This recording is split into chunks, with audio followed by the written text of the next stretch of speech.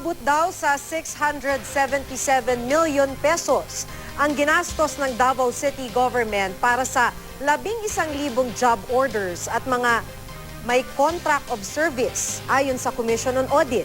Pero wala raw itong kaukulang papeles na nagpapatunay ng mga serbisyong ibinigay nila.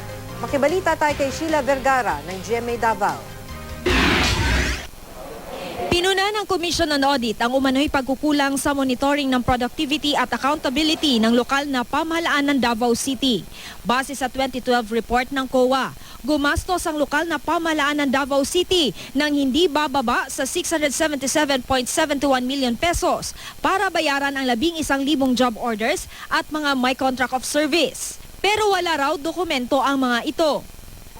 Itinanggi ito ng Davao City Human Resource and Management Office. All job orders and job orders and contract of services personnel who were hired are accounted for, and they are covered by the contracts of services or job orders because this will be the basis. Pero sabi ng COA, walang kontrata ang mga nasabing empleyado. Nang magsagawa ng validation ng COA sa Office of the Chief of Staff to the City Mayor, wala pa sa kalahati ng mga job order at contractual employees ang nagpakita. Pero sabi ng lokal na pamahalaan, nasa field duty raw ang iba. Wala rin daw nakuhang kopya ang COA ng past leave o deployment orders ng mga empleyado.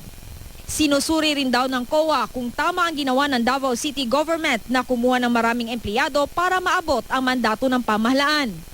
Wala raw kasing naisumiting accomplishment report ang Davao City na magsisilbisa ng pruweba sa serbisyong naibigay ng mga empleyado. Ang mga puna ng COA, susolusyonan daw ng lokal na pamahalaan. When I received the audit findings, I already directed the different offices to explain kung ano yung mga ginawa nilang steps. Sinusubukan pa naming kunan ng pahayag sina dating Davao City Mayor Sara Duterte at incumbent Mayor Rodrigo Duterte kaugnay nito. Sheila Vergara, Nagbabalita, Pilipinas.